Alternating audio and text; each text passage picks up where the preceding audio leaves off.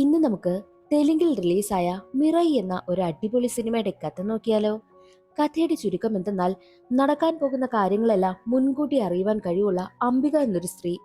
ഇവരുടെ കൈവശം 9 പുസ്തകങ്ങളുണ്ട്. ഈ 9 പുസ്തകങ്ങൾക്കും 9 ശക്തിയാണുള്ളത്. പക്ഷേ ഈ 9 പുസ്തകങ്ങളും മോശപ്പെട്ട ആളിന്റെ കയ്യിൽ വരുവാനേ പാടില്ല. അങ്ങനെ ഏതെങ്കിലും മോശപ്പെട്ട ആളുടെ കയ്യിൽ വന്ന് ഈ ശക്തി അയാൾക്ക് കിട്ടിക്കഴിഞ്ഞാൽ ലോകത്തെ മുഴുവനും അവർക്ക് നശിപ്പിക്കുവാനുള്ള കഴിവുണ്ട്. ആ 9 പുസ്തകങ്ങളും മോശപ്പെട്ട ആളുടെ കയ്യിൽ കിട്ടാതിരിക്കുവാൻ വേണ്ടിയിട്ട് കാത്തു രക്ഷിക്കുകയാണ് അംബിക. അങ്ങനെ ആരുടെയെങ്കിലും കയ്യിൽ കിട്ടിക്കഴിഞ്ഞാൽ അതിൽ നിന്നും അവരെ രക്ഷിക്കുവാൻ വേണ്ടിയിട്ട് ഒരാൾ വരുമെന്ന് തന്നെ അംബിക പ്രവചിക്കുന്നുണ്ട്. എന്നാൽ മറ്റൊരു ഗ്രാമത്തിൽ ഒരു പയ്യനെ കാണിക്കുന്നു.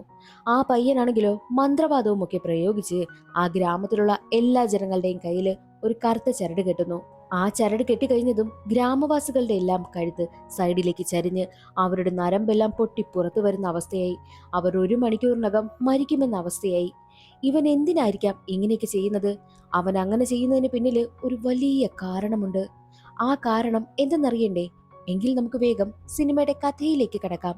അതിനു മുൻപായിട്ട് വീഡിയോ കാണുന്ന കൂട്ടുകാർ ഒന്ന് ലൈക്ക് ചെയ്ത് സപ്പോർട്ട് ചെയ്യാൻ മറക്കരുതേ. സിനിമ തുടങ്ങുമ്പോൾ അശോക മഹാരാജാവിനെ കാണിക്കുന്നു. അശോക മഹാരാജാവ് ഒരുപാട് രാജ്യങ്ങൾ വെട്ടിപ്പിടിച്ചെങ്കിലും രാജാവിന്റെ മനസ്സിൽ ഒരു തോന്നലുണ്ടാകും. ഇത്രയും രാജ്യത്തെ വെട്ടിപ്പിടിച്ചപ്പോൾ ഒരുപാട് സൈന്യത്തെ കൊല്ലേണ്ടി വന്നിട്ടുണ്ട്. ഒരുപാട് പേരുടെ ജീവൻ താൻ കാരണം നഷ്ടമായല്ലോ എന്ന് ചിന്തിക്കുമ്പോൾ ഒരശരീരി കേൾക്കുന്നു. ഇത്രയും രാജ്യം നീ നേടിയെങ്കിലും ഒരുപാട് പേര് നീ കൊന്നു. അത് തെറ്റാണെന്നായിരുന്നു ആ ശബ്ദം പറഞ്ഞത്. അതോടെ അശോക മഹാരാജാവ് തന്റെ മുഴുവൻ ശക്തിയും 9 പുസ്തകങ്ങളിലാക്കി തന്റെ വിശ്വസ്തരായ 9 സൈനികരെ ഏൽപ്പിച്ചു. ഈ പുസ്തകം ആരുടെ കയ്യിലും പോകാതെ സൂക്ഷിക്കണം. ഈ 9 പുസ്തകവും ഒരാളുടെ കയ്യിൽ കിട്ടിക്കഴിഞ്ഞാൽ അവൻ ഈ ലോകത്തെ മുഴുവൻ കീഴ്പ്പെടുത്താനുള്ള ശക്തി ഉണ്ടാകുമെന്നും രാജാവ് പറയുന്നു. എന്നിട്ട് ആ 9 സൈനികരെയും പുസ്തകത്തെയും 9 സ്ഥലങ്ങളിലാക്കി സൂക്ഷിച്ചു. 9 സൈനികരും പുസ്തകത്തെ സൂക്ഷിക്കുമ്പോഴും ആ പുസ്തകത്തിലുള്ള നല്ല കാര്യങ്ങൾ മനസ്സിലാക്കി ജനങ്ങൾക്ക് നല്ലത് ചെയ്യുകയുണ്ടായി. പക്ഷേ പലരും പുസ്തകത്തിനെ പറ്റി അറിഞ്ഞ് അത് നേടിയെടുക്കുവാനായി നോക്കിയെങ്കിലും നടന്നതേയില്ല. എന്നാൽ ഭൂമിയിൽ ഒരു ജനനം കൂടി നടന്നിട്ടുണ്ട്. ആ സീൻ അവിടെ കട്ടായി 2000 കാലഘട്ടമാണ് കാണിക്കുന്നത്. 9ാമത്തെ പുസ്തകം ഇപ്പോൾ സൂക്ഷിക്കുന്നത് ആശ്രമത്തിലുള്ള അംബികയാണ്. ഈ അംബികയ്ക്ക് സംഭവിക്കാൻ പോകുന്ന കാര്യങ്ങളെല്ലാം മുൻകൂട്ടി അറിയുവാനായി കഴിയും. 20 വർഷത്തിനകം 9 പുസ്തകവും കൈക്കലാക്കുവാനായിട്ട് ഒരു വില്ലൻ രൂപപ്പെട്ടിട്ടുണ്ടെന്നും അംബികയ്ക്ക് തോന്നലുണ്ടാകുന്നു. ഉടനെ തന്നെ അംബിക ബാക്കിയുള്ള 8 പേർക്കും ഒരു പ്രാവിനെ വിട്ട് ദൂതയക്കും. ഒരു സ്ഥലത്ത് ഒത്തുകൂടണമെന്നായിരുന്നു അതിൽ പറഞ്ഞിരുന്നതും. അംബിക പറഞ്ഞ സ്ഥലത്തേക്ക് അവരെത്തുന്നുണ്ട്. പുസ്തകങ്ങളെ കൈക്കലാക്കാൻ ഒരാൾ വരുന്നുണ്ട്. നമുക്കത് ആപത്താണെന്നും അവൾ പറയുമ്പോൾ, ഇത്രയും നാൾ വരാത്തവരാണോ ഇനി വരുന്നത് എന്ന രീതിയിൽ അവർ അംബികയെ പുച്ഛിച്ചിട്ടാണ് അവിടെ നിന്ന് പോകുന്നതും. എന്നാൽ അംബികയാണെങ്കിൽ അതിനെന്തെങ്കിലും പരിഹാരം കണ്ടെത്തുവാനായിട്ട് കൈലാസമലയിലേക്ക് പോകുവാനായും തീരുമാനിച്ചു.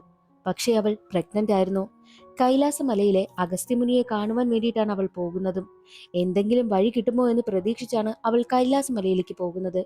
പോകുന്ന വഴിയിൽ വെച്ച് അംബിക തളർന്നു വീഴുന്നു. അംബികയെ അഗസ്ത്യമുനി തന്റെ താമസ സ്ഥലത്തേക്ക് കൂട്ടിക്കൊണ്ടു പോകുന്നുണ്ട്. അംബിക വന്നതിന്റെ കാര്യം മനസ്സിലാക്കിയ മുനി അംബികയോട് പറയും, ഇനി നീ വിചാരിച്ചാലും വരാൻ പോകുന്ന ആപത്ത് തടയാനാകില്ല. പക്ഷേ ഒരാളെ കൊണ്ട് കഴിയും. അവൻ ശ്രീരാമൻ നിർമ്മിച്ച മിറായി എന്ന ആയുധം കയ്യിലേറ്റി പോരാടാൻ കഴിവുള്ളവനാകണം. അവനെ ഈ വരുന്നവനെ തടയാനാകൂ. പക്ഷേ അവൻ ജനിച്ചിട്ടില്ല. നിന്റെ വയറ്റിലാണുള്ളതെന്നും മുനി പറയുന്നു. അത് കേട്ടതും അംബികയ്ക്ക് ഒരുപാട് സന്തോഷമാകും. എന്നാൽ അഗസ്ത്യമുനി ഒരു കാര്യം കൂടി പറയുന്നുണ്ട്. ഒരു കാര്യമുണ്ട്, ആ കുഞ്ഞിനെ നീ വളർത്താൻ പാടില്ല. അവനെ പ്രസവിച്ച് കാശിയിൽ ഉപേക്ഷിക്കണം. അവനെ നീ കാണാൻ പോലും പാടില്ല. അവൻ തനിയെ തന്നെ പോരാടി വളരും. അവൻ 24 വയസ്സാകുമ്പോൾ ഈ കാര്യങ്ങളെല്ലാം അവൻ അറിയും എന്നുമുള്ള കാര്യം മുനി പറയുന്നു.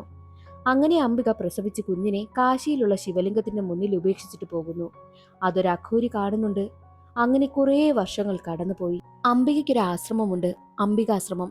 പക്ഷേ ആ ആശ്രമത്തിൽ ഇപ്പോൾ അംബികയില്ല. ഒരുപാട് പേർ ധ്യാനം ചെയ്യുന്നുണ്ട്. അതിലൊരാളാണ് വിഭ. വിഭയോട് അംബികയുടെ അസിസ്റ്റന്റ് വന്ന് പറയുന്നുണ്ട്, മഹാബീർ ലാമ എന്ന രാക്ഷസൻ നമ്മളെ തേടി വരുന്നുണ്ട്. 9 പുസ്തകങ്ങളിൽ 6 പുസ്തകവും അവൻ സ്വന്തമാക്കി. ഇനി 3 പുസ്തകം. അവൻ അതുകൂടി സ്വന്തമാക്കും മുൻപ് അംബികയുടെ മകൻ വരണം. 24 വർഷമായി അംബിക പോയിട്ട്. അംബികയുടെ മകൻ വരേണ്ട സമയവുമായി. കാശിയിൽ പോയി നീ അവനെ കണ്ടുപിടിച്ച് കൊണ്ടുവരണമെന്നും വിഭയോട് ആ ഒരു സ്വാമി പറയും. അങ്ങനെ വിഭ കാശിയിലെത്തി. അംബികയുടെ മകനായ വേദയെ പറ്റി അന്വേഷിക്കുകയാണ്. വിഭയ്ക്ക് ഓപ്പോസിറ്റ് നിൽക്കുന്നവരുടെ മനസ്സ് വായിക്കുവാനുള്ള കഴിവുണ്ട്. അങ്ങനെ വിഭയാണെങ്കിലോ ഓരോരുത്തരുടെയും മനസ്സിക്ക് വായിച്ച് വേദ എവിടെയാണെന്ന് കണ്ടെത്തുകയാണ്. വേദയെ എടുത്തു വളർത്തിയത് ഒരു അഘോരിയാണെന്നറിഞ്ഞ വിഭ അഘോരിക്ക് അടുത്തേക്ക് എത്തി. 7 വയസ്സ് വരെ അവനെ ഞാനാ വളർത്തിയത്. ഒരിക്കൽ ആകാശത്തിലെ വാൽനക്ഷത്രം പോകുന്നത് കണ്ട് ആ നക്ഷത്രം എന്നോട് ആ ദിശയിലേക്ക് പോകുവാനാണ് പറഞ്ഞതെന്ന് പറഞ്ഞ് ആ ഒരു ദിശ നോക്കി വേദ അവിടേക്കും പോയെന്നും അഘോരി പറയുന്നു. കൊൽക്കത്തയിൽ അവൻ ഉണ്ടാകാനാണ് സാധ്യതയെന്നും അഘോരി പറഞ്ഞതനുസരിച്ച് വിഭ കൊൽക്കത്തയിലേക്കും എത്തി. അവിടെ കള്ളക്കടത്ത് സാധനം, കഞ്ചാവ് അങ്ങനെയുള്ളതൊക്കെ സൂക്ഷിക്കുന്ന ഒരു ഗോഡൌൺ ഉണ്ട്. അത് നടത്തുന്നത് ഈ വേദയാണ്. വേദയും കൂട്ടുകാരും കടത്തിയ കഞ്ചാവ് മറ്റൊരാളിൻ്റെതായിരുന്നു. അത് ചോദിക്കാനെത്തിയ അയാളുടെ മുന്നിലിട്ട് വേദ കഞ്ചാവ് മുഴുവൻ കത്തിച്ചു കളയും. അതോടെ അവിടേക്കെത്തിയ പോലീസ് എല്ലാവരെയും അറസ്റ്റ് ചെയ്ത് കൊണ്ടുപോവുകയാണ് ചെയ്തതും. ഓരോരുത്തരുടെയും മനസ്സ് വായിച്ച് അവസാനം പോലീസ് സ്റ്റേഷനിലേക്ക് എത്തുകയാണ് വിഭ. വിഭ പറയുന്നത് ഇവരെ പുറത്തുവിടണം. കഞ്ചാവ് കത്തിപ്പോയാൽ ഇനി എന്ത് തെളിവാണ് നിങ്ങൾക്കുള്ളതെന്നും വിഭ ചോദിക്കുന്നു. അങ്ങനെ പോലീസ് തെളിവില്ലാത്തത് കൊണ്ട് തന്നെ അവരെ റിലീസ് ചെയ്യുന്നു. അപ്പോഴാണ് വേദ ആദ്യമായിട്ട് വിഭയെ ശ്രദ്ധിക്കുന്നതും. വിഭ വീണ്ടും ഗോഡൌണിലിരിക്കുന്ന വേദയ്ക്കടുത്തേക്ക് എത്തുന്നു. വിഭയ്ക്ക് എല്ലാവരുടെയും മനസ്സ് വായിക്കാൻ കഴിയുമെങ്കിലും വേദയുടെ മനസ്സ് വായിക്കാനാകുന്നില്ല. കാരണം അവൻ അംബികയുടെ മകനാണല്ലോ. ഈ ലോകത്തിന് ഒരു വലിയ ആപത്ത് വരുന്നുണ്ട്. അതിൽ നിന്നും എല്ലാവരെയും രക്ഷിക്കാൻ പോകുന്നത് നീയാണെന്ന് വിഭ പറയുമ്പോൾ വേദ അവളെ കളിയാക്കി ചിരിക്കും. എന്നാൽ ഒരു ഷാർപ്പായിട്ടുള്ള ആയുധം വേദയ്ക്ക് നേരെ എറിയുമ്പോഴോ അവൻ അറിയാതെ തന്നെ അവൻ അത് ക്യാച്ച് പിടിക്കുകയാണ് ചെയ്തതും. അതോടുകൂടി വിഭ പറയുന്നുണ്ട്, നിനക്ക് എന്തുമാത്രം പവർ ഉണ്ടെന്ന് ഇതിൽ നിന്ന് നിനക്ക് മനസ്സിലായോ? നീ അതെല്ലാം അറിയണമെന്നും വിഭ പറയും. വിഭ പറയുന്നതൊന്നും വിശ്വസിക്കുവാനായി കൂട്ടാക്കാത്ത വേദയോട് വേദയുടെ കൂട്ടുകാരന്റെ മനസ്സ് റീഡ് ചെയ്തിട്ട് അവൾ കുറെ കാര്യങ്ങൾ പറഞ്ഞു കൊടുക്കും. എന്നിട്ടും അവൻ വിശ്വസിക്കുന്നതേയില്ല. മറ്റൊരു വശത്ത് ജപ്പാനിലുള്ള ഒരു സ്ഥലം കാണിക്കുകയാണ്. അവിടെയാണ് വില്ലനായിട്ടുള്ള മഹാബീർ ലാമയുള്ളത്. ഈ മഹാബീർ ആണെങ്കിലോ മാന്ത്രിക ശക്തിയൊക്കെ ഉപയോഗിച്ച് ഒരു വാള് നിർമ്മിച്ചിരിക്കുകയാണ്. ആ വാളുമായിട്ട് നേരെ പോകുന്നത് 7ാമത്തെ പുസ്തകം സൂക്ഷിച്ചു വെച്ചിരിക്കുന്ന സ്ഥലത്തേക്ക്.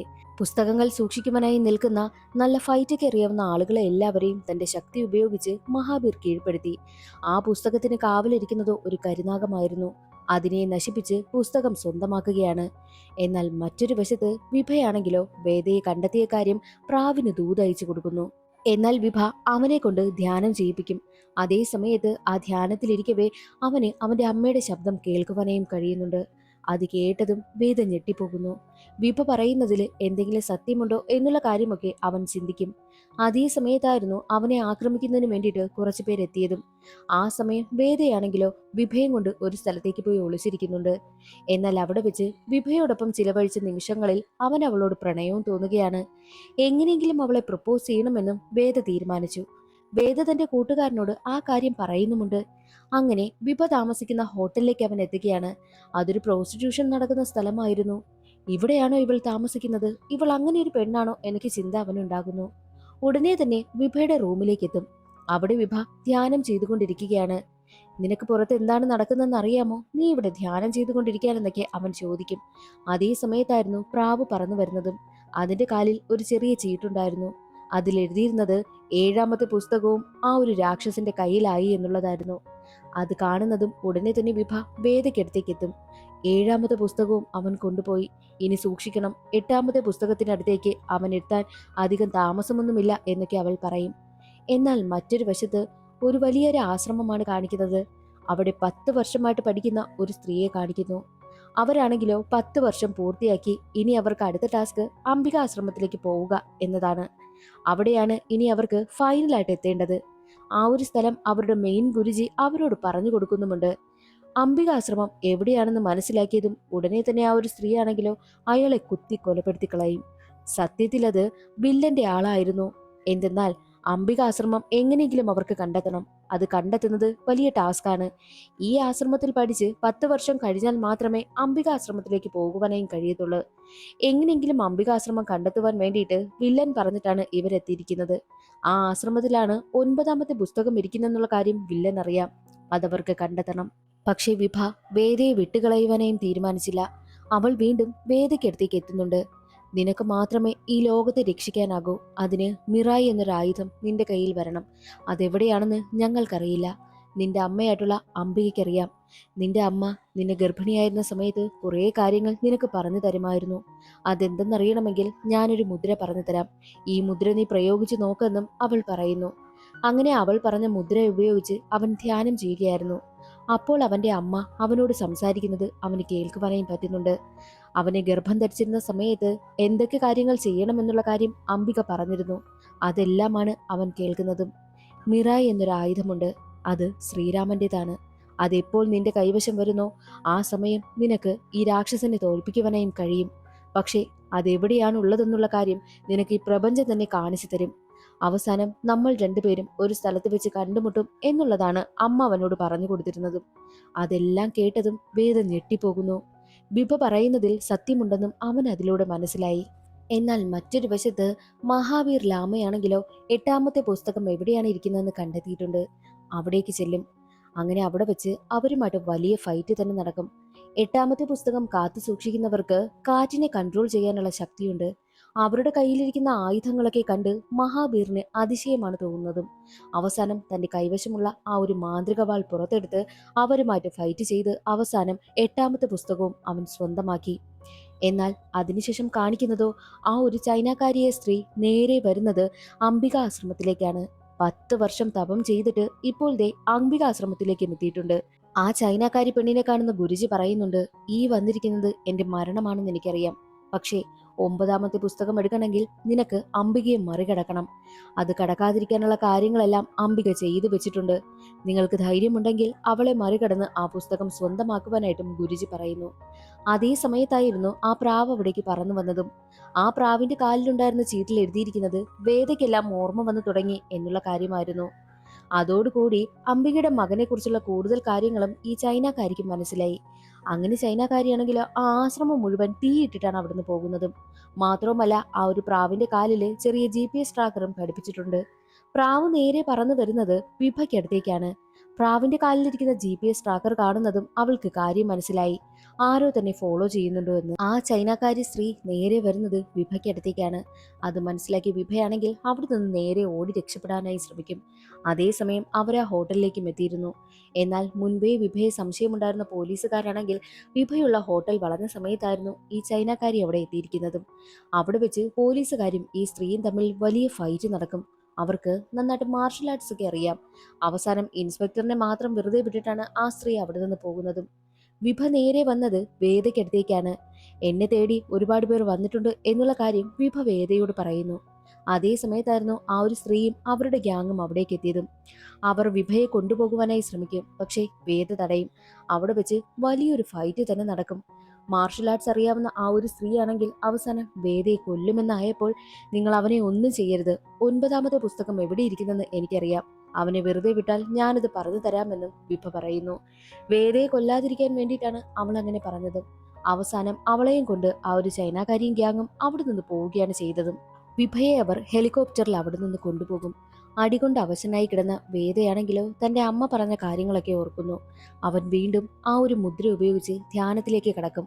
അപ്പോൾ അവന്റെ അമ്മ പറഞ്ഞ കുറേ കാര്യങ്ങളെല്ലാം അവൻ കേൾക്കുകയാണ്. അവന്റെ അമ്മയോട് അഗസ്ത്യമുനി പറഞ്ഞിട്ടുണ്ട്, ആദ്യമായിട്ട് വേദയ്ക്ക് അടി കിട്ടുന്ന സമയം, ആ സമയം നന്നായിട്ട് മഴ പെയ്യുന്നുണ്ടായിരിക്കും. പ്രപഞ്ചം അവന് ഒരിക്കൽ സൂചന കൊടുക്കും. അവന്റെ ദേഹത്തെ രക്തവും മഴവെള്ളവും ചേർന്ന് അവന്റെ ദേഹത്ത് ഒരു മുദ്ര രൂപപ്പെടുന്നു. ആ മുദ്രയാണ് മിറായി എവിടെയാണെന്ന് സൂചിപ്പിക്കുന്ന മാപ്പ് എന്നുള്ള കാര്യം അഗസ്ത്യമുനി പറഞ്ഞിരുന്നു. ആ കാര്യങ്ങളെല്ലാം അവൻ കേൾക്കുകയാണ്. ഉടനെ തന്നെ അവന്റെ ദേഹത്തേക്ക് നോക്കുന്ന സമയത്ത് അവന്റെ ഇടത് നെഞ്ചിലായിട്ട് ആ ഒരു മുദ്ര രൂപപ്പെട്ടിട്ടുണ്ട്. ഹോസ്പിറ്റലിലായിരിക്കുന്ന വേദയ്ക്കടുത്തേക്ക് അവന്റെ കൂട്ടുകാരൻ ഓടി വരും. കൂട്ടുകാരനാണെങ്കിലോ ആ ഒരു മുദ്ര വെച്ചിട്ട് അതൊരു മാപ്പാണെന്നും അതിലെവിടെയാണ് മിറായി ഇരിക്കുന്നതെന്നും കണ്ടെത്തിയ കാര്യം വന്ന് പറയും. അത് ഹിമാലയത്തിലെ ഏതോ ഒരു മലനിരകൾക്കിടയിലാണെന്നുള്ള കാര്യവും അവൻ പറഞ്ഞു കൊടുക്കുന്നു. അങ്ങനെ ആ ഒരു മിറായി എന്ന ആയുധം കണ്ടെത്തിയാൽ വിഭയെ ഉറപ്പായും രക്ഷിക്കാമല്ലോ എന്ന് കരുതി ഉടനെ തന്നെ തന്റെ കൂട്ടുകാരനെയും കൂട്ടി വേദ അവിടേക്ക് പുറപ്പെടുന്നു. എന്നാൽ പകുതി വഴിയിൽ വെച്ച് മാപ്പ് കട്ടായിട്ടുണ്ട്. അതുകൊണ്ട് തന്നെ ഇനി എവിടെയാണെന്ന് അറിയുവാൻ വയ്യാത്ത അവനാണെങ്കിലോ നേരെ അവിടെയുള്ള ഗ്രാമവാസികളോട് മിറായി ഇരിക്കുന്ന സ്ഥലം അന്വേഷിക്കും. എന്നാൽ അവിടെയുണ്ടായിരുന്ന മുത്തശ്ശൻ പറയുന്നത് മിറായി ഇരിക്കുന്ന സ്ഥലത്തേക്ക് ആർക്കും പോകാനായി കഴിയില്ല. അഥവാ പോയവരാരും തന്നെ ജീവനോട് തിരിച്ചു വന്നിട്ടുമില്ല. മിറായിക്ക് കാവലിരിക്കുന്നത് സമ്പാദി, ജഡായു എന്നിങ്ങനെ 2 പരുന്തുകളായിരുന്നു. പക്ഷേ ജഡായുവിന്റെ ചിറകറ്റതോടുകൂടി പിന്നീട് സമ്പാദിയാണ് മിറായിക്ക് കാവലിരിക്കുന്നതും. സമ്പാദിയെ കടന്ന് ആർക്കും തന്നെ മിറായിയെ തൊടാൻ കഴിയില്ല എന്നുള്ള കാര്യവും വേദയോട് പറയുന്നു. എന്നാൽ അത് കേട്ട വേദയാണെങ്കിലോ അതിൽ നിന്നൊന്നും പിന്മാറുവാനായും തയ്യാറായില്ല. അവൻ ഏത് മലയിലാണോ ആ ഒരു മിറായി ഇരിക്കുന്നത് അവിടേക്ക് തന്നെ എത്തിപ്പെടുകയാണ്. പോകുന്ന വഴിയിൽ വെച്ച് വലിയൊരു കുഴിയിലേക്ക് അവൻ വീണു പോകും. അവിടെ നിന്നും അവൻ ചെല്ലുന്നത് നേരെ മിറായിരിക്കുന്ന സ്ഥലത്തേക്കായിരുന്നു. എന്നാൽ അവന് മുന്നിലേക്ക് പെട്ടെന്ന് തന്നെ സമ്പാദി വരും. സമ്പാദി വേദയെ ആക്രമിക്കുവാനായും ശ്രമിക്കുന്നു. ഒടുവിൽ വേദയാണെങ്കിലോ അവിടെയുണ്ടായിരുന്ന ഐസ് പൊട്ടിച്ച് താഴെ വെള്ളത്തിലേക്ക് പോകും. സമ്പാദിയും കൂടെയുണ്ട്. എന്നാൽ അതേ സമയം തന്നെ വേദയോട് അമ്മ പറഞ്ഞിരുന്ന കാര്യങ്ങളെല്ലാം അവന് ഓർമ്മ വരും. സമ്പാദി ഒരു വെറും പാവമാണ്. സമ്പാദിക്ക് വേദ വന്നതിന്റെ ഉദ്ദേശം മനസ്സിലായി കഴിഞ്ഞാൽ, അത് നല്ല ഉദ്ദേശമാണെന്ന് തോന്നിക്കഴിഞ്ഞാൽ ഉറപ്പായും സമ്പാദി തന്നെ അവനെ സഹായിക്കുമെന്നുള്ള കാര്യം അമ്മ പറഞ്ഞത് അവൻ ഓർക്കും. ഉടനെ തന്നെ വേദയാണെങ്കിലോ സമ്പാദിയുടെ തലയിലേക്ക് കൈവയ്ക്കും. അതോടുകൂടി വേദ വന്ന ഉദ്ദേശം എന്തെന്ന് സമ്പാദിക്ക് മനസ്സിലായി. അങ്ങനെ സമ്പാദി തന്നെ മിറായി എടുത്തു കൊടുക്കുവാനായിട്ട് അവനെ സഹായിക്കും. മിറായും കയ്യിലേന്തി ഗ്രാമത്തിലേക്ക് എത്തിയ വേദയെ കണ്ടതും ഗ്രാമവാസികളെല്ലാം തൊഴുതുകൊണ്ട് അവനെ കുമ്പിടുകയാണ് ചെയ്തതും. എന്നാൽ മറ്റൊരു വശത്ത് വിഭയെ കടത്തിക്കൊണ്ടുപോയ ചൈനക്കാരി സ്ത്രീയാണെങ്കിലോ അവളെ ക്രൂരമായിട്ട് ടോർച്ചർ ചെയ്യുകയാണ്. 9ാമത്തെ പുസ്തകം എവിടെയിരിക്കുന്നെന്ന് അറിയുവാൻ വേണ്ടിയിട്ട് അവളുടെ നഖമൊക്കെ വലിച്ചു പിഴുതെടുക്കുന്നു. പക്ഷെ അവളാണെങ്കിലോ എവിടെയാണതുള്ളതെന്നും പറഞ്ഞു കൊടുക്കുന്നതേയില്ല. അതേസമയം തന്നെ മിറായുമായി പുറത്തേക്ക് വന്ന വേദയ്ക്ക് അതെന്താണ് സംഭവമെന്ന് മനസ്സിലാകുന്നതേയില്ല. വെറുമൊരു കമ്പ് പോലെ ഇരിക്കുന്നല്ലോ, ഇത് വെച്ച് ഞാനെന്ത് ചെയ്യാനാ എന്നൊക്കെയാണ് അവൻ ചിന്തിക്കുന്നത്. അതേസമയം വേദയ്ക്കടുത്തേക്ക് അഗസ്ത്യമുനി വരുന്നു. പണ്ട് അംബികയ്ക്ക് എല്ലാ കാര്യങ്ങളും ഉപദേശിച്ചു കൊടുത്ത അതേ അഗസ്ത്യമുനി തന്നെയാണ്. അഗസ്ത്യമുനി അവനോട് പറയും, ഈ ഇരിക്കുന്നത് വെറും ഒരു കമ്പ് മാത്രമല്ല, അതിനൊരുപാട് ശക്തികളുണ്ട്. ഈ കമ്പ് ഉപയോഗിച്ച് നിനക്ക് എന്തു വേണമെങ്കിലും ചെയ്യാം. നിനക്ക് ഈ ലോകം വരെയും കീഴ്പ്പെടുത്തുവാനായും കഴിയും. ആ കമ്പ് കൈവശമുള്ളവർക്ക് മനസ്സിൽ ഏത് സ്ഥലം കരുതുന്നോ അവിടേക്ക് പോകാൻ കഴിയുമെന്ന് അഗസ്ത്യമുനി തെളിയിച്ച് കാണിച്ചു കൊടുക്കും. അഗസ്ത്യമുനിയാണെങ്കിലോ വേദയുടെ കൈവശം ആ ഒരു ദണ്ടിരിക്കുകയല്ലേ, അതിൽ അഗസ്ത്യമുനിയും പിടിക്കുന്നു. ഉടനെ തന്നെ അഗസ്ത്യമുനി മനസ്സിൽ കരുതിയ സ്ഥലത്തേക്കാണ് അവരെത്തുന്നതും. പല പല സ്ഥലങ്ങളിലേക്ക് എത്തും. അത് കാണുന്ന വേദയ്ക്കാണെങ്കിൽ വിശ്വസിക്കുവാനായും കഴിയുന്നില്ല. അഗസ്ത്യമുനി പറയും, നിനക്ക് വിശ്വസിക്കാൻ കഴിയുന്നില്ലല്ലേ, പക്ഷേ ഇതാണ് സത്യം. ഈ ഒരു ദണ്ട് ഉപയോഗിച്ച് നിനക്ക് എന്ത് വേണമെങ്കിലും ചെയ്യാനായി കഴിയും. നീ മനുഷ്യനും നിന്റെ കയ്യിലിരിക്കുന്ന ഈ ദണ്ട് ദൈവവുമാണ്. ഈ ദണ്ട് നീ ആഗ്രഹിക്കുന്ന വിധം നിന്നെ സഹായിക്കണമെങ്കിൽ ഈ ദണ്ടും നീയും തമ്മിൽ സ്പിരിച്വലായിട്ട് ഒന്നിക്കണം. അതിനൊരു വഴിയേ ഉള്ളൂ. ശ്രീരാമൻ തപസ്സിരുന്ന സ്ഥലമുണ്ട്, ധ്യാനത്തിന് പോയ സ്ഥലം. അവിടേക്ക് നീ ചെല്ലണം. അവിടെ ചെന്ന് ഈ ദണ്ട് പൂജിക്കുവാനായി കൊടുക്കുന്ന സമയത്ത് എന്താണെന്നുള്ള കാര്യം നിനക്ക് മനസ്സിലാകും. അതോടുകൂടി ചിലപ്പോൾ നിന്റെ ജീവിതവും അവിടെ വെച്ച് മാറുമെന്നുള്ള കാര്യം അഗസ്ത്യമുനി പറയുന്നു. അങ്ങനെ അഗസ്ത്യമുനി പറഞ്ഞതനുസരിച്ച് ഉടനെ തന്നെ ശ്രീരാമൻ ധ്യാനത്തിലിരുന്ന സ്ഥലത്തേക്ക് എത്തും. വേദയ്ക്കടുത്തേക്ക് ഒരു കൊച്ചു പെൺകുട്ടി വരും. എന്നിട്ട് പറയുന്നത്, ഈ ക്ഷേത്രത്തിന് പുറകിലായിട്ട് ശ്രീരാമൻ തപസ്സിരുന്ന സ്ഥലമുണ്ട്, അവിടെ കൊണ്ടുപോയി ദണ്ട് പൂജയ്ക്ക് വെക്കേ. ചിലപ്പോൾ അവിടെ വെച്ച് നിന്റെ ജീവിതം തന്നെ മാറി മറിയും എന്നുള്ള കാര്യം ആ പെൺകുട്ടി പറഞ്ഞു. ഉടനെ തന്നെ വേദയാണെങ്കിൽ ആ സ്ഥലത്തേക്ക് പോവുകയാണ്. അഗസ്ത്യമുനി പെൺകുട്ടിയോട് ചോദിക്കുന്നുണ്ട്, നിന്റെ പേരെന്താണെന്ന്. അപ്പോൾ ആ പെൺകുട്ടി അഗസ്ത്യമുനിയെ നോക്കി പറയും, അംബിക എന്ന്. എന്നാൽ മറ്റൊരു വശത്ത് വിഭയെ കടത്തിക്കൊണ്ടുവന്ന ആ ഒരു സ്ത്രീയാണെങ്കിൽ അവളെ നേരെ കൊണ്ടുപോകുന്നത് മഹാബീർ ലാമയ്ക്കടുത്തേക്കാണ്. ലാമയാണെങ്കിലോ അവളോട് ചോദിക്കുന്നുണ്ട്, 9ാമത്തെ പുസ്തകം എവിടെയാണെന്ന്. എനിക്കറിയില്ല എന്ന് അവൾ ഉറപ്പിച്ചു തന്നെ പറയുന്നു. എന്നിട്ട് ചോദിക്കും, നിങ്ങൾക്ക് ഈ പുസ്തകം കിട്ടിയിട്ട് എന്തിനാണ് അതിനെ മോശമായി ഉപയോഗിക്കുന്നത് എന്നൊക്കെ ചോദിക്കുന്ന സമയത്തായിരുന്നു മഹാബീർ തന്റെ പഴയ കഥകൾ അവളോട് തുറന്നു പറയുന്നതും. കുട്ടിയായിരുന്ന സമയത്ത് മഹാബീറിനെ ജാതിയുടെ പേരിൽ ഒരുപാട് അപമാനിക്കുമായിരുന്നു. അച്ഛനും അമ്മയും പോയതിനു ശേഷം ആ ഗ്രാമത്തിൽ തന്നെ വളർന്ന ലാമയെ അവരൊരുപാട് ടോർച്ചർ ചെയ്യും. അവൻ എന്തൊക്കെ നല്ല കാര്യങ്ങൾ ചെയ്താലും ജാതിയുടെ പേരിൽ അവനെ ഒരുപാട് അടിച്ചമർത്തും. മാത്രവുമല്ല, ഗ്രാമത്തിലേക്ക് വെള്ളമൊന്നും എത്താതായതോടുകൂടി ഗ്രാമത്തിനക്കരെ വെള്ളം കെട്ടി നിർത്തിയിരുന്ന മല പൊട്ടിച്ച് അവിടെ നിന്നും വെള്ളം ഗ്രാമത്തിലേക്ക് അവൻ ഒഴുക്കിയെത്തിച്ചു. എന്നാൽ ഗ്രാമവാസികൾ പറഞ്ഞതോ വെള്ളം എത്തിച്ചത് ദൈവമാണെന്നാണ്. എന്നിട്ട് അവരുടെ ദൈവത്തെ അവർ കുമ്പിടുകയാണ് ചെയ്തതും. പക്ഷേ മഹാവീർ പറയുന്നുണ്ട് താനാണത് ചെയ്തതെന്ന്. മാത്രവുമല്ല, അവരുടെ ദൈവത്തെ വണങ്ങുവാൻ പോലും അവനെ അനുവദിച്ചതേയില്ല. ജാതിയുടെ പേരിൽ അവനെ ഒരുപാട് അടിച്ചമർത്തുമായിരുന്നു. എന്നാൽ എല്ലാ ക്രെഡിറ്റും ദൈവത്തിന് കൊടുക്കുന്നത് കണ്ടിട്ട് അതവന് സഹിച്ചില്ല. ഉടനെ തന്നെ അവർ അമ്പലമായി കണ്ടിരുന്ന സ്ഥലം അവൻ നശിപ്പിച്ചു കളയുന്നു. അതോടുകൂടി ഗ്രാമവാസികൾ എല്ലാവരും ചേർന്ന് അവനെ കെട്ടിയിട്ടിട്ട് കല്ലെറിയും. ആ ഗ്രാമത്തിൽ നിന്ന് തന്നെ തുരത്തും. അതോടുകൂടി അവന് വാശിയായി. അവനെ ഈ നിലയിൽ എത്തിക്കാൻ കാരണമായിട്ടുള്ള അവന്റെ മാഷിനെയാണ് ആദ്യം കൊന്നത്. ജാതിയുടെ പേരിൽ ആദ്യം അവനെ അപമാനിച്ചത് ആ മാഷായിരുന്നു. പിന്നെ രണ്ടാമത് ആ അമ്പലത്തിലെ പൂജാരിയായിട്ടുള്ള ആളും.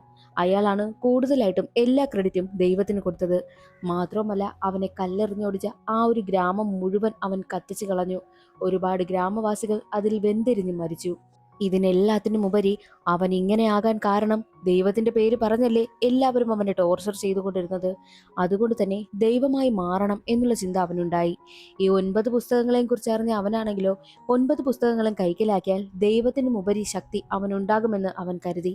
അങ്ങനെ ദൈവമായി മാറുന്നതിന് വേണ്ടിയിട്ടാണ് അവൻ ഈ പുസ്തകങ്ങളെ തേടി നടക്കുന്നത് എന്നുള്ള കാര്യവും മഹാബീർ വിഭയോട് പറയുന്നുണ്ട്. ശ്രീരാമൻ ധ്യാനം ചെയ്ത സ്ഥലത്തേക്ക് മിറായുമായിട്ട് വേദ എത്തുകയാണ്. അവൻ ഇത് എന്ത് ചെയ്യണമെന്ന് അറിയാതെ നിൽക്കുന്ന സമയമായിരുന്നു ആ ഒരു ചൈനക്കാരി വിഭയം കൊണ്ട് അവിടേക്ക് വരുന്നതും. ചൈനക്കാരിയുടെ ആളുകളാണെങ്കിൽ വേദയെ വളയുകയാണ്. അവരാണെങ്കിൽ അവനെ ആക്രമിക്കുവാനായി എത്തുന്ന സമയം ദുഷ്ടശക്തികളാണല്ലോ അവനെ ആക്രമിക്കുവാനായി വരുന്നത്. അതേ സമയം തന്നെ അവന്റെ മനസ്സവൻ ഏകാഗ്രമാക്കുന്നു. അപ്പോഴേക്കും മിറൈ വർക്ക് ചെയ്യുകയാണ്. മിറൈയാണെങ്കിലോ ചെറിയ ദണ്ടായിരുന്നെങ്കിലും അത് വലിയ ദണ്ടായി മാറി. അതിനുള്ളിൽ നിന്നും പവർഫുൾ ആയിട്ടുള്ള ശക്തി പുറത്തേക്ക് വരുന്നു. അതോടുകൂടി മിറൈ ഉപയോഗിച്ച് വേദയാണെങ്കിൽ വന്നവരെ എല്ലാവരെയും ആക്രമിക്കും. അതോടുകൂടി ആ ഒരു ചൈനക്കാരിക്കും മിറയുടെ പവർ താങ്ങാനാകാതെ അവളും മരണപ്പെട്ടു പോവുകയാണ്. ആ ചൈനക്കാരി മരിക്കുന്നതിന് മുൻപ് തന്നെ വിഭയുടെ കയ്യിൽ ഒരു വലിയ മുറിവുണ്ടാക്കിയിരുന്നു. ആ മുറിവിൽ നിന്നും രക്തം വാർന്ന് ഏത് നിമിഷവും വിഭ മരിക്കുമെന്ന അവസ്ഥയായി. വേദ ഉടനെ തന്നെ അവൾക്കടുത്തേക്കെത്തും. വേദയാണെങ്കിലോ ഒരുപാട് കരയുകയാണ്. എന്നാൽ അതേ സമയം തന്നെ വേദയുടെ കയ്യിലിരുന്ന ആ ഒരു മിറായി എന്ന ദണ്ട് വിഭയുടെ കയ്യിലേക്ക് വന്ന് വീഴുന്നു. അതോടുകൂടി വിഭയുടെ കയ്യിലെ മുറിവെല്ലാം മാഞ്ഞു പോവുകയും അങ്ങനെ വിഭ വീണ്ടും ജീവിതത്തിലേക്ക് തിരികെ വരികയാണ്. പക്ഷേ വേദയുടെ കയ്യിൽ അങ്ങനെ ഒരു ആയുധമുള്ള കാര്യമൊക്കെ വില്ലൻ അറിയും. അതോടുകൂടി തന്നേക്കാൾ ആരാണ് ഇത്രയ്ക്കും പവർഫുൾ ആയിട്ടുള്ളത് അവനെ കാണണമെന്നും ആ ഒരു വില്ലൻ തീരുമാനിക്കുന്നു. അതേസമയം തന്നെയായിരുന്നു വേദയും വിഭയും വേദയുടെ കൂട്ടുകാരനും കൂടി തന്ത്രവനത്തിലേക്ക് പോകുന്നതും. ഈ തന്ത്രവനമാണ് അവസാനമായിട്ട് അംബിക പറഞ്ഞ സ്ഥലം. അവിടെ വെച്ചായിരിക്കും നമ്മൾ കണ്ടുമുട്ടുക എന്നായിരുന്നു അംബിക എന്ന് പറഞ്ഞതും. അങ്ങനെ അതേ തന്ത്രവനത്തിലേക്ക് അവർ പോവുകയാണ്. പക്ഷേ തന്ത്രവനത്തിൽ എത്തുന്നതിന് മുൻപ് അങ്കാമ ബലി എന്നൊരാളിനെ മറികടന്ന് മാത്രമേ പോകുവാനായി പറ്റൂ. അങ്കാമ ബലിയുടെ അനുവാദമുണ്ടെങ്കിൽ മാത്രമേ തന്ത്രവനത്തിലേക്കും പ്രവേശിക്കുവാനായും പറ്റുള്ളൂ. ആ ഒരു രഹസ്യം അറിയുന്ന വേദയാണെങ്കിലോ തന്റെ കയ്യിലിരിക്കുന്ന മിറായി ദണ്ടിന്റെ ആ ഒരു ശക്തി ഉപയോഗിച്ച് അങ്കമ ബലിക്ക് അടുത്തേക്ക് എത്തി. അങ്ങനെ അങ്കമ ബലിയാണെങ്കിലോ അവനെയും കൂട്ടി നേരെ പോകുന്നത് തന്ത്രവനത്തിലേക്കാണ്. അവിടെ വെച്ചാണ് അവൻ അവന്റെ അമ്മയെ കാണുമെന്ന് അന്ന് അംബിക പറഞ്ഞത്. ഒരു സ്ത്രീയുടെ ശിലയ്ക്കടുത്തേക്കാണ് അങ്കമബലി വേദയെ കൊണ്ടുപോകുന്നത്. ഇതാണ് നിന്റെ അമ്മ അംബിക എന്നും അങ്കമബലി വേദയോട് പറയുന്നു. ഇതാണോ എന്റെ അമ്മ? അപ്പോൾ എന്റെ അമ്മ ജീവനോടെ ഇല്ലേ എന്നും വേദ സങ്കടത്തോട് ചോദിക്കും. അപ്പോൾ അങ്കമബലി ഒരു കഥ പറയുവാനായി ആരംഭിക്കുന്നു. അന്ന് ഒരു കുട്ടിയാണെങ്കിൽ ആ വില്ലനായിട്ടുള്ള കുട്ടി അവനാണെങ്കിൽ അവന്റെ ഗ്രാമം മുഴുവൻ തീയിട്ട് നശിപ്പിച്ചല്ലോ. അതേ സ്ഥലത്തേക്ക് അങ്കമബലി വരും. അപ്പോൾ അവിടെ നിൽക്കുന്ന ഈ പയ്യനെ കാണുന്നു. അങ്കമബലി കരുതിയത് ഈ മഹാബീർ ആ ഗ്രാമത്തിൽ നിന്നും രക്ഷപ്പെട്ടതാണെന്ന്. അവനാണ് ആ ഗ്രാമം നശിപ്പിച്ചത് എന്നുള്ള കാര്യമൊന്നും അങ്കമബലിക്ക് അറിയില്ല. അങ്ങനെ അങ്കമബലിയാണെങ്കിൽ അവനെയും കൂട്ടി തന്റെ ആശ്രമത്തിലേക്ക് എത്തി. അവിടെ വെച്ചിട്ട് തന്റെ മകനെ പോലെ തന്നെ അവനെ വളർത്തുവാനായും ആരംഭിച്ചു. അങ്കമബലിക്കും ഒരു മകനുണ്ട്. അവനോടൊപ്പമാണ് മഹാബീറിനെയും വളർത്തിയത്. ഈ അങ്കമബലിയാണ് ആ 9 പുസ്തകങ്ങളിൽ ആദ്യത്തെ പുസ്തകം കാത്തു സൂക്ഷിക്കുന്നതും.